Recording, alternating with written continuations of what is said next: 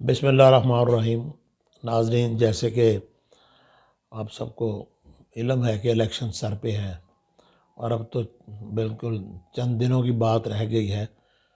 और जो वो थ्योरीज चल रही हैं कि इलेक्शन होंगे या नहीं होंगे, वो अभी तक ख़त्म नहीं हो सकी और अभी तक वो रंग नहीं बन सका इलेक्शन का और इंतखाबी माहौल का जो 1988 से आज तक हम देखते आ रहे हैं। 85 के इलेक्शन जिस तरह के बेदिली के इलेक्शन थे, ये भी उसी तरह के वो बेदिली के इलेक्शन हैं और हर बंदा एक कन्फ्यूजन का शिकार है। सूरत हाल ये है कि अब थोड़ा सा, जैसे कि एक पार्टी को तो बिल्कुल, पीटीआई को तो बिल्कुल आउट ही कर दिया गया, डिस्क्वालिफिकेशन भी हो गई उनके लिए, उनसे निशान भी छीन लिया गया। लेकिन इन तमाम चीज़ों के बावजूद अवाम को कोई तब्दील नहीं कर सका। अगर मैं पिछले 35 साल की हिस्ट्री देखूं तो ये पहले इलेक्शन हैं जो गलियों, नालियों, सड़कों और सीवरेज की बुनियाद पर नहीं हो रहा है, जो किसी थ्योरी की, किसी नज़रिए की बुनियाद पे हो रहा है। और लोग जो है, अवाम का एक नज़रिया बन चुका है। वो अवाम किसी भी पार्टी के साथ हों, वो मुस्लिम लीग के साथ हों, वो पीटीआई के साथ हों, वो पीपल्स पार्टी के साथ हों, उनकी सोच अब तब्दील है और वो अब देखना चाहते हैं कि पाकिस्तान में बेहतरी हो, इस मुल्क में तरक्की हो।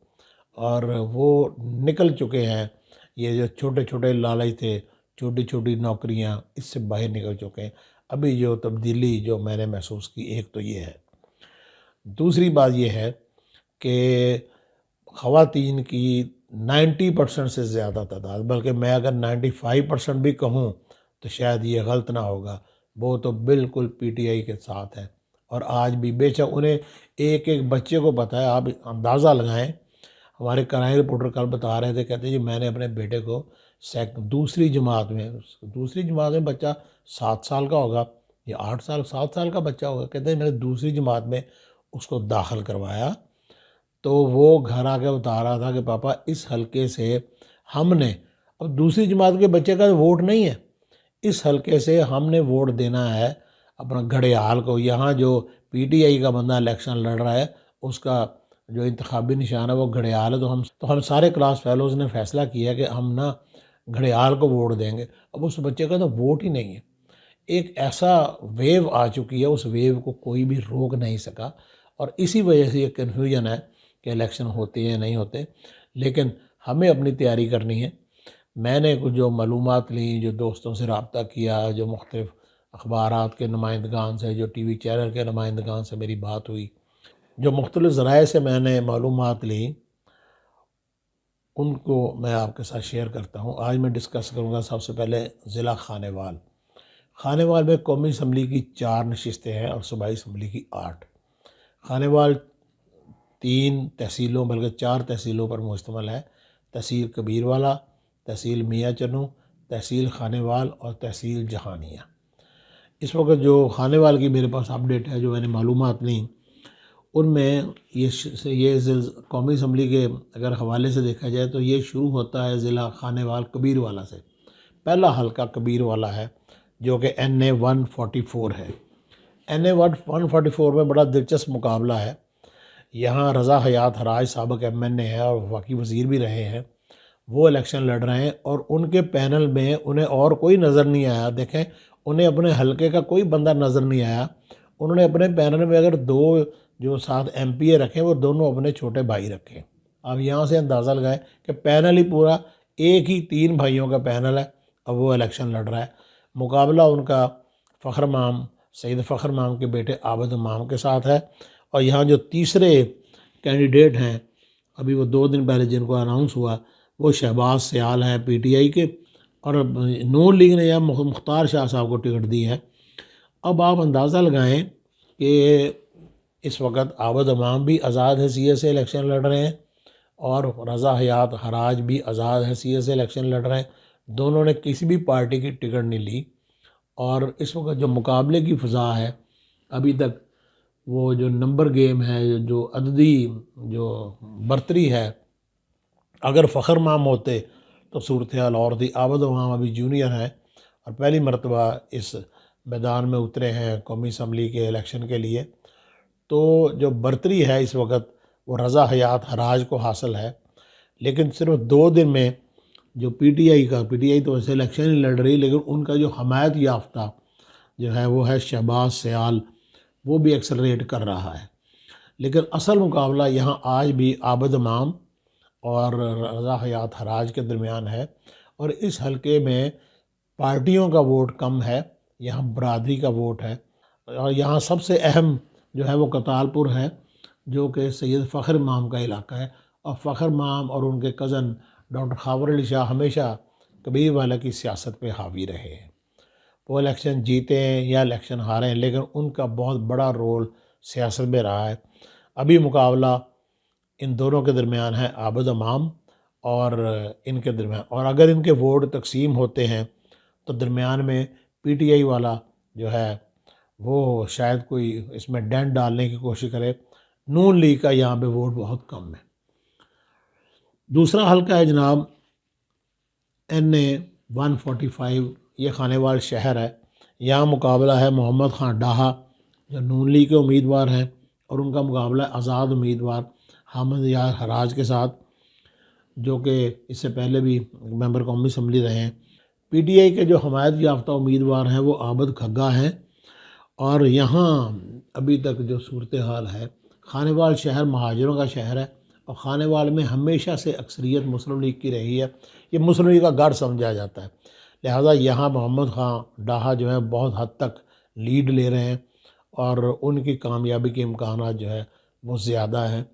खानेवाल शहर में हमेशा मुस्लिम लीग जीती रही है और इस मरतबा भी खानेवाल से जो मैंने मालूमात ली, शहर में मोहम्मद खान डाहा की पोजीशन मजबूत है और यहीं से वो शहर से इतनी ज़्यादा लीड ले जाते हैं, 22-23 हज़ार 24 हज़ार वोट वो शहर से ले कर निकलते हैं। फिर जब गांव की तरफ जाते हैं तो उन्हें और वोट भी मिल जाते हैं। लिहाजा यहाँ पे मजबूत जो उम्मीदवार हैं अब तक वो मोहम्मद खान डाहा ही हैं। आगे देखें क्या रिज़ल्ट निकलता है, लेकिन मेरी जो मालूमात और मेरी जो जमा तफरीक है उसमें यहाँ से मोहम्मद खान डाहा कामयाब होंगे। अब आते हैं जी कौमी असम्बली के हल्का NA 146 जो कि मियाँ चन्नू तहसील और उसके मुल्हिका इलाकों पर मुश्तमिल है। यहाँ पुराने पार्लियामेंटेरियन हैं मियाँ असलम बोदला, वो पहले भी नून लीग के थे, अब भी नून लीग के उम्मीदवार हैं। उनका मुकाबला है पीर ज़हूर कुरैशी से, जो शाह महमूद कुरैशी के भांजे हैं। और यहाँ पीपल्स पार्टी के उम्मीदवार हैं बशीर अहमद, जो कि गैर मरूफ हैं और उनको इतना कोई नहीं जानता। मुकाबला यहाँ पे असलम बोदला और ज़हूर कुरैशी में है और सख्त मुकाबला है। मुझे यहाँ असलम बोदला जो है, पीर असलम बोदला, वो लीड लेते हुए दिखाई देते हैं, क्योंकि उस तरीके से पीटीआई का एक तो उम्मीदवार जो है वो उस तरह शहर में उनका असर रसूख नहीं है, देहातों में उनका असर रसूख बहुत ज़्यादा है। लेकिन यहाँ अगर देखा जाए तो यहाँ पे जो शहर में पीर असलम बोदले ने बहुत ज़्यादा, उनके काम बहुत ज़्यादा, उनके रवाबत बहुत ज़्यादा है और उन्होंने मुख्तलिफ जो शहर की पॉकेट्स हैं वो काबू में की हुई हैं। और ग़ुलाम हैदर वाई के बाद मरहूम जो वज़ीर आला पंजाब थे, उनके बाद अगर किसी ने शहर में, जो शहर की मैं बात करूँ, उसमें अपनी गिरफ्त मजबूत की है तो असलम बोदला ही है। तो यहाँ मुझे असलम बोदला जो है ना वो कामयाब होते हुए दिखाई देते हैं। अब आ गया जी जहानिया वाला हल्का, जहाँ से अपना 2 उम्मीदवार हैं। ये हल्का है NA 147। यहाँ इफ्तिखार नज़ीर उम्मीदवार हैं कौमी असम्बली के मुस्लिम लीग नून के, और उनका मुकाबला है इस्तेहकाम पाकिस्तान पार्टी के अयाज़ खान न्याजी के साथ। अयाज़ खान ने यहाँ डेवलपमेंट के काम बहुत ज़्यादा करवाए हैं और परवेज़ राई के दौर में उन्होंने अच्छा खासा यहाँ पे राबता भी मजबूत किया। उनके नीचे अलीम ख़ान साहब इलेक्शन लड़ रहे हैं। अलीम ख़ान साहब का यहाँ से जीतना मुझे कोई बहुत आसान नहीं लगता, खासा मुश्किल होगा, क्योंकि वो लाहौर से भी इलेक्शन लड़ रहे हैं और यहाँ से भी इलेक्शन लड़ रहे हैं। यहाँ मुश्किल है, वो मुकामी नहीं है, उनके लिए मुश्किल होगी। और यहाँ जो मुकाबले की सूरत हाल है वो अयाज़ खान न्याजी, मियाँ नवीद जहानिया जो कि पीटीआई के टिकट होल्डर हैं, और इफ्तिखार नज़ीर, इन तीनों के दरमियान मुकाबला है और अच्छा खास सख्त मुकाबला है। अगर इस यहाँ पे न्याजी बरादरी के वोट तकसीम ना होते तो अयाज़ खान को अच्छी खासी लीड मिलती।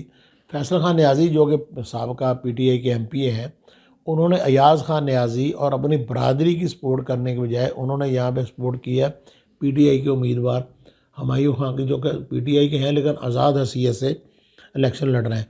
यहाँ भी कबीर वाले जैसी सूरत हाल है कि इफ्तिखार नज़ीर जो कि मियां चौधरी इफ्तिखार नज़ीर जो कि पुराने सियासतदान हैं, उन्हें यहाँ बाहर से कोई बंदा नहीं मिला, उन्हें कोई वर्कर नज़र नहीं आया, अपना कोई मेजर सपोर्टर नज़र नहीं आया, कोई बड़ा अपना बासर आदमी नज़र नहीं आया। उन्होंने भी अपने साथ पैनल में जो 2 MP रखे हैं वो दोनों अपने सगे छोटे भाई ही रखे हैं।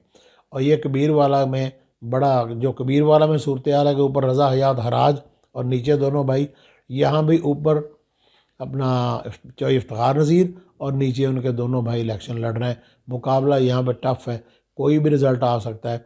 और अगर 4-5 दिन जो बाकी हैं, नवीद जानिया अभी कैंपेन पे निकले हैं, अगर वो अपनी कैंपेन में अब कोई डेंट डालने में कामयाब हो जाते हैं तो अयाज खान न्याजी भी सीट निकाल सकते हैं।